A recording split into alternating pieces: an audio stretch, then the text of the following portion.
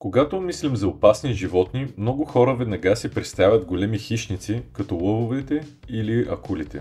Но истината е, че най-смъртоносните животни не винаги са най-големите или най-страшните. Днес ще разгледаме 7-те животни, които убиват най-много хора годишно. Номер 7 в този списък е лъвът. Този величествен хищник е известен като краля на джунглата, но може да бъде изключително опасен за хората. В Африка лъвовете убиват средно около 200 души годишно. Те обикновено нападат, когато се чувстват застрашени или когато са изключително гладни. Интересен факт е, че по-голямата част от лова се извършва от лъвиците, докато мъжките пазят територията. На шесто място са слоновете. Въпреки че те са известни със своята интелигентност и често се смятат за миролюбиви, всяка година слоновете причиняват смъртта на около 500 души. Най-често това се случва, когато те са раздразнени или когато хората нарушават тяхната територия. Забележително е, че слоновете имат невероятна памет и са способни да запомнят хора и събития дълги години. Номер 5 са крокодилите, които всяка година убиват около 1000 души. Те са особено опасни в тропическите региони на Африка, Азия и Австралия. Крокодилите нападат със светкавична скорост и невероятна сила, а тяхната захапка е сред най-силните в животинския свят. Любопитно е, че те могат да стоят неподвижни с часове, чакайки идеалния момент за атака.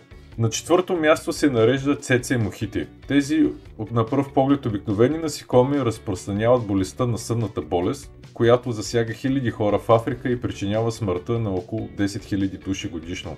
Интересно е, че цеце-мухите всъщност се хранят само с кръв и имат специално устроени хоботчета, които пробиват кожата. Третото място вземат кучетата и по-конкретно бездомните или тези, които пренасят вируса на бяс. Всяка година над 25 000 души умират от бяс, причинен от ухапвания на заразени кучета. Това особено често в развиващите се страни, където достъпа до ваксини е ограничен. Въпреки това, кучетата остават най-добрият приятел на човека и играят важна роля в живота на милиони хора. На второ място се нареждат змиите. Всяка година те убиват около 50 000 души, особено в регионите като Индия и Африка. Най-смъртоносните са видовете като кобри, тайпани и други отровни змии. Забележително е, че повечето ухапвания се случват, когато хората случайно настъпят змията или се приближат твърде близо. На първо място комарите. Тези малки насекоми са отговорни за най-много човешки смъртни случаи в света. Над 725 000 души годишно. Те пренасят смъртоносни заболявания като малария, денга, жълта треска и вируса Зика. Интересен факт е, че комарите са живели на Земята над 100 милиона години и са се адаптирали да оцеляват в най-различни условия.